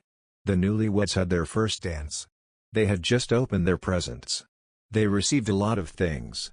Jiraiya even gave them a full limited edition of Icha. He said he could learn a few things. But Anko simply threw them book by book, at the head. Although Naruto was surprised, he hadn't received one from Tsunade. Until, well, Naruto, as you know, you're like a son to me. A little spoiled, but like a son. And from the day you returned from your trip with Jiraiya, I knew that one day you would be a great Hokage. You weren't yet, but you were on the right track. You managed to surpass your own father and complete his jutsu. When you left for your sage training, I knew that you would soon be strong enough to take my place. Shortly after defeating Pain. Then, I proved myself wrong again when you arrived on the battlefield. And, single-handedly, you stopped an army of S-rank Zetsus and Shinobi. Then, when you stopped Madara and Kabuto, I decided it was time for you to take my position. But now that you're married, it's time. My gift to you is to help you achieve your dream. Sooner than expected. As of today, I, Tsunade Senju, retire from the position of Hokage and put my successor, Naruto Namikaze, in the position of Hokage. Rakudaime Hokage. Congratulations, Naruto. Not only did you fulfill your dream, but now you have a wife who loves you. One that I know will keep you at bay. Now come here. Brat, he said with a smile. The wedding guests applauded at the announcement of the new Hokage. Then he began to give her a hug that broke his bones. He also whispered, now hurry up and give me some grandchildren that I can consent to in my retirement. Of course, Bachan, he replied with a smile. Tsunade let go of her, only to turn to Anko and hug her as well. Keep it at bay. And make sure it does its job. And like I told her, I want my grandchildren to be spoiled, she told her new adoptive daughter-in-law. Why would I deprive you of that? He said with a smile. And with that, they proceeded to enjoy the evening. Jump. The reception was wonderful. Everyone enjoyed it. The now married couple were packing their suitcases. With a cloud of smoke, a shadow clone appeared to carry his belongings. Naruto proceeded to pick up his girlfriend, as if she were a bride, and in a yellow flash they disappeared. At the Spring Country Hotel. Here you are, Mrs. Namikaze, your honeymoon suite, Naruto said with a fond smile as he carried her to the bed and deposited her carefully. Thank you very much, Mr. Namikaze. Would you like to join me? He asked seductively. His response was a deep kiss. While the couple continued their war of languages. After finally succeeding, Naruto set out to prepare Anko for tonight. She was fine, and he wasn't small at all. He went on with his tonsil hockey game. He was rewarded with Anko. She wrapped her arms around his neck as he began to leave a trail of kisses down her jaw and neck. Once she reached it, he provoked her and let her get ready. Anko gasped as she felt the organ filling her. No matter how many times they had fun, he was always excited. It was as if it were complete. His pace accelerated. It came at a fast pace that they both enjoyed enormously. However, Anko decided to change the subject and proceeded to roll over the two. Come on Naru-kun, I can't let you have fun just you, right? Naruto, however, had no problem seeing her. However, he moved his hands. When he reached his prize, he gave it a good slap. Then he began to help her. Anko, however, felt herself tense up and Naruto swell. That just meant that they were both close. However, Naruto, realizing the same thing, turned them around again to stay on top. Anko didn't complain, because she was enjoying it. Oh, Naruto, he shouted as he squeezed it tighter, squeezing even tighter. He experienced something amazing. Lemon end. When they both calmed down, Naruto fell to Anko's side. Anko turned and rested on her chest. Then, he put his arms around her. That was amazing, Naruto, Anko said tired, but visibly satisfied. Yes, you weren't so bad either, he said also tiredly. I love you, Naruto, she said before falling asleep. I love you too, Anko, he said before kissing her head and letting sleep overcome him. Jump. After 2 weeks of fun, enjoying their holidays and doing what they wanted, they returned to Koona. They both remained silent as Anko snuggled up on Naruto's shoulder as they traveled. They reached the walls of the village before deciding to separate. Naruto to his new office and Anko to his home. She had been tired the last few days. After a quick kiss, each went their own way. Anko ran home so he could lie down. However, when he got to his room, he felt nauseous and went to the bathroom. He then vomited the contents of his stomach into the toilet. Oh Kami, is it I? She thought. With Naruto. Naruto was walking down the road to Hokage Tower. He greeted everyone who greeted him. I couldn't help but think about how wonderful life was. Now he was Hokage, he had a loving wife, and hopefully soon a family. Upon reaching the top, he crossed paths with Shizune, who was carrying a box labeled Tsunade. It was full of bottles of sake. Hello Naruto-sama, how are you today? He asked in a cheerful tone. Shizune-nijin, please, no formalities. No sama, okay? He ordered/asked. Of course, Naruto-kun, he said smiling.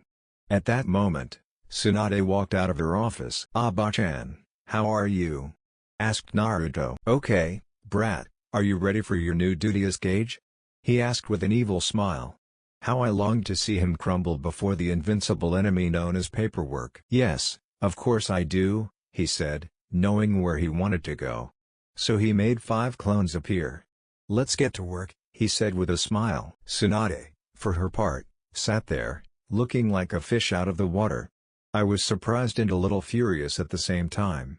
So, instead of attacking his new cage, he walked away with a whatever, brat. Ah, Shizune-nichan? I wondered. Since Ba-chan is going to run the hospital full-time and it seems that you have lost your job, would you like to be my assistant? After all, you have experience and you wouldn't have to put up with me sleeping all the time, he said with a smile.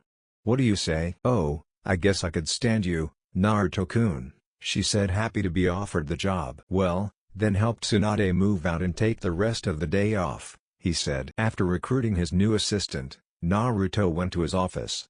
Upon arriving, he saw that the clones had just finished most of their work.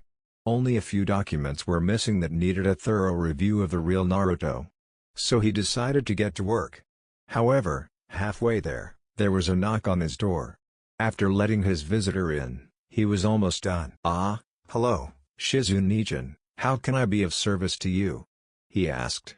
I was curious why he was there.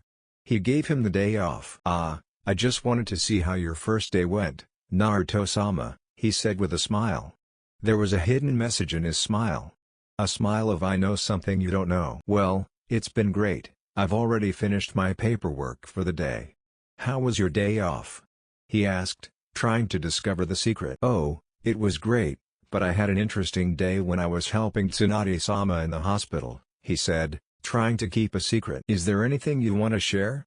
he asked, still trying to understand what was going on. "Nothing, Naruto-sama, we wouldn't want to break doctor-patient confidentiality now, would we?" she said, trying to get him off topic. Naruto simply downplayed it.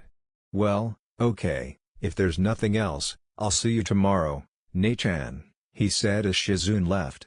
However, seconds after the door closed, they knocked again. He accepted the entrance and was surprised again to see who entered. It was Anko. He had a smile. Kami, how she loved that smile. He got up, gave her a kiss and a loving hug. Then he took her to the window of his office and hugged her from behind. "And to what do I owe the pleasure of seeing you here today, Mrs. Namikaze?" he asked fondly. "Well, Naruto, I have good news. But maybe you should sit down," she said.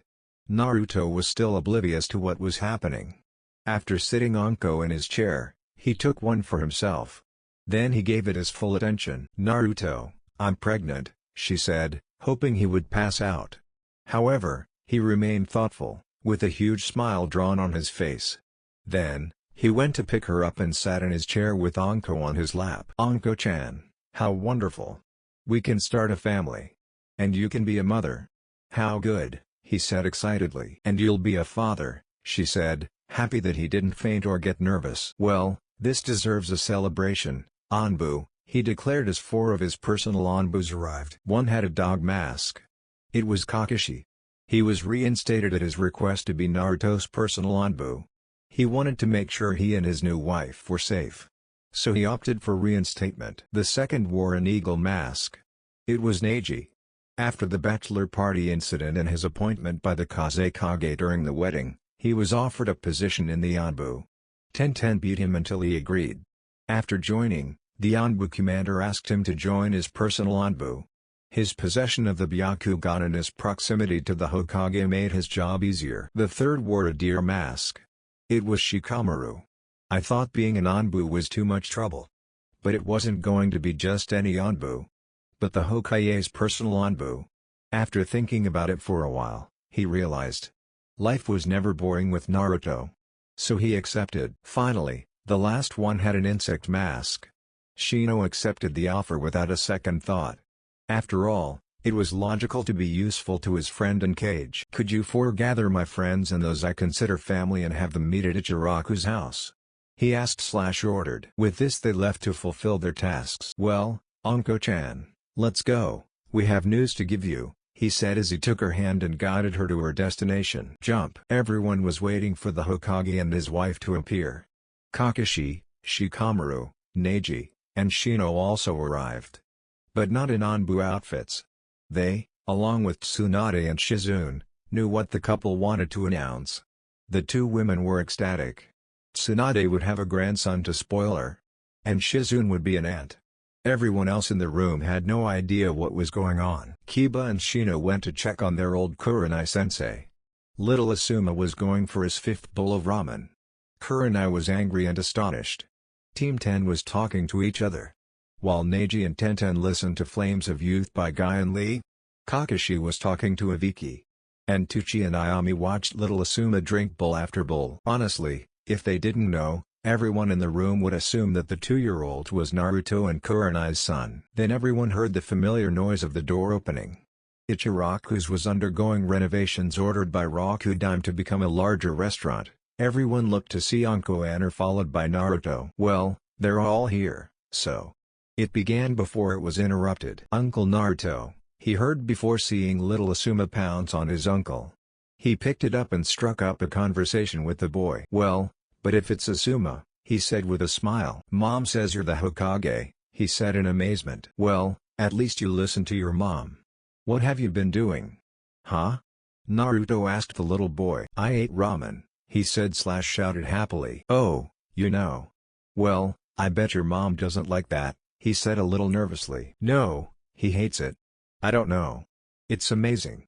He says that one day you're going to get angry, he said confused. Well, he said as he rummaged through his pocket. He took out a small amount of money and handed it to him. Go give him this, okay? He said as he lowered it. When he finished, Asuma ran to his mother. Everyone smiled at them. They thought the little interaction was cute.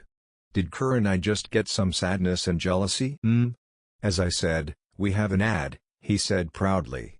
Anko-chan, would you like to do the honors?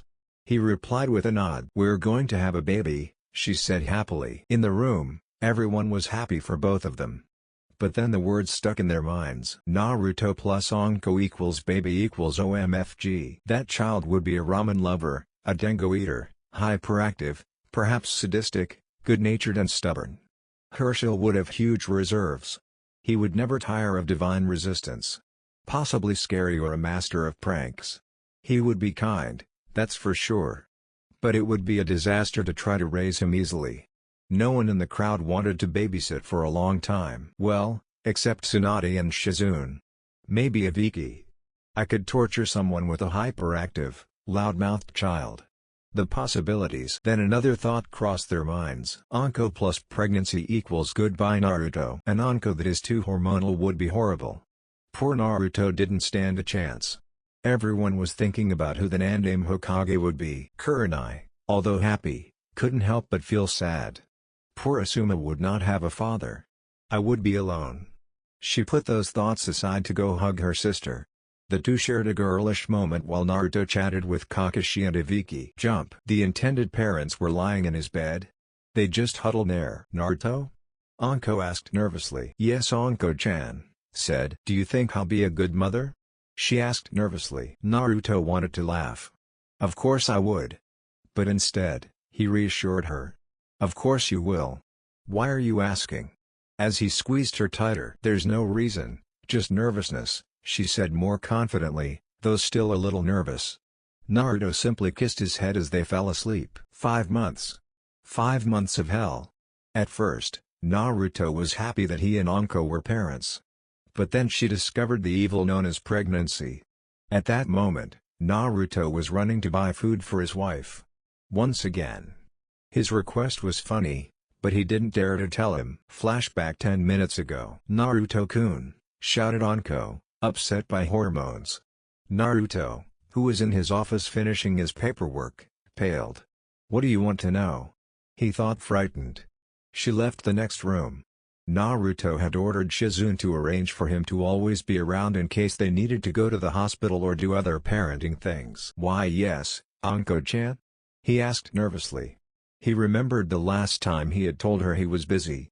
Not even the Hiroshin could keep him away from the snakes Anko sent him. I'm hungry. I need you to go to Ichiraku. And I need you to follow my instructions very carefully, he said, emphasizing the very.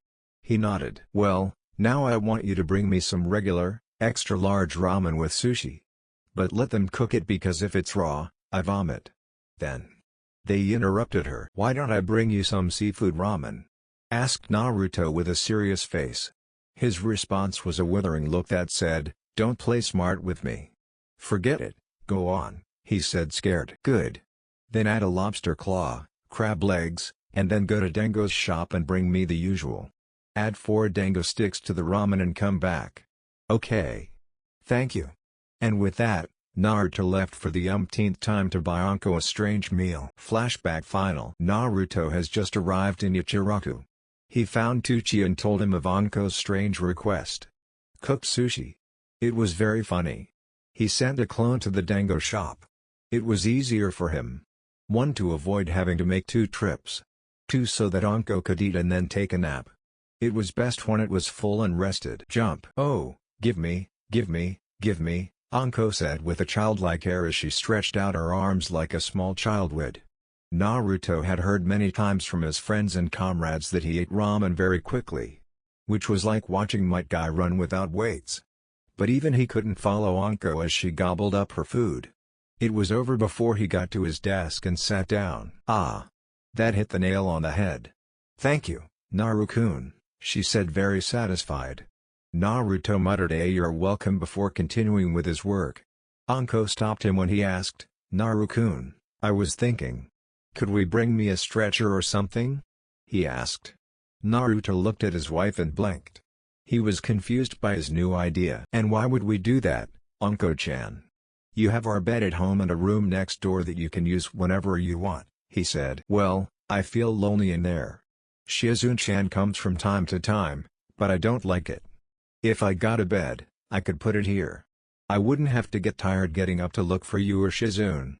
And I could spend the whole day with my Naru-kun," he said sweetly. Naruto thought about the ups and downs of this. But it took too long. Anko burst into tears. "Forget about Naruto. If you don't want to be with me, say so. Don't make excuses. Am I not what you wanted? Am I not pretty?" she sobbed hysterically. Naruto opened his mouth to retort, but he didn't get the chance. "Naruto, if you deceive me, I'll make you wish I'd never gotten pregnant," he roared. Now she was angry. "Damn hormones," he thought. "Of course not. I would never fool you, Anko. And you're as beautiful as the day I met you. To answer your question, yes, you can stay here with me." He tried to calm her down. "Yes, my Naru-kun adores me. He wants to spend time with his Anko-chan," he said in a slightly childish tone. "Problematic hormones," he and one of his Anbu thought. "Dog," he exclaimed. Sadambu appeared kneeling before him. "Please find me a crib for Anko-chan. Put her in my charge," he said to please his wife. "Hi," he said before disappearing. "Jump." Naruto was helping Anko go up to her room so she could sleep. "I wasn't tired, but I had work to do." He settled Anko and went to the kitchen. Before he arrived, he heard the sound of glass breaking. He got defensive and crept in. He overcame his fear at the sight of Kurenai picking up a broken plate. She had long since moved with Asuma to the main house to help Anko with her pregnancy. And Naruto. Perhaps he wouldn't have survived some of the things Anko put in his way if it weren't for her diffusing some difficult situations. "Oh, Kurenai-chan, it's just you," he said with a smile. "Oops, I'm sorry, Naruto-kun. Where did Anko-chan go?" he asked. "Oh, she's asleep," he said. "Would you mind helping me with some paperwork? Normally I finish them early, but today was unexpected," he asked. "Of course," she replied. The two proceeded to clean the broken glass and then went to the living room to finish Naruto's work. It didn't take long. But when they were done, they decided to talk and catch up. They didn't see each other long after Naruto's rise. They talked about missions, training, and even life itself. Then Kurenai became depressed. In a way, they talked about Asuma. She tried her best, but she couldn't hold back her tears. "It's so lonely. Having little Asuma doesn't help. I love him madly, but it's hard to know that he doesn't have a father. You are the closest thing to a father she has," cried. Naruto brought her to his chest to try to calm the sobbing woman. And so he finally did. As she did so, she turned away from him and looked him in the eye. They reflected concern for their well-being. That told him he cared. But then, with his emotions still running rampant, he did something unexpected. She leaned over and kissed him. He held his head with his arms around his neck. Naruto's eyes widened. He could not let go of his embrace. Soon she pulled away and had a happy expression on her face. Then he realized what he had done. "Oh, Kemi. Naruto, I'm so sorry. Please forgive me. Do not look down on me," begged. Almost on the verge of tears at the thought that he might be angry with her. He remained silent, trying to comprehend what had just happened. "Naruto, please talk to me. I am sorry. I was very distressed. When you comforted me, I just. He couldn't finish the sentence as tears welled up in his ruby eyes. "Kurenai. I forgive you. But we have to tell Anko-chan. You know there will be problems if we don't, he said as calmly as possible. I was still trying to understand it. Naruto, please. Please don't tell him, she said desperately. He tried to reply, but was interrupted. I'll tell you. It was my fault, not yours. I will assume my responsibilities. But please, please, don't tell him. He begged until he just nodded. Kurenai, looking at the clock on the wall, saw that they had been talking all night. The sun was rising. Naruto would go to work and Anko would have to get up to accompany him. I'm going to wake her up and let her know now, she said, a little scared by what her sister might say or do to her. He got up and went to Naruto and Anko's room. He opened the door and saw that Anko was still asleep. He walked over, sat up on the bed, and woke her up gently. Anko, wake up, he said. Anko, after trying to quell her anger, awoke to see Kurenai staring at her with her face bathed in tears. Kure-chan, what's wrong? She asked worriedly. Anko, please listen to me. I need to tell you something. It's important.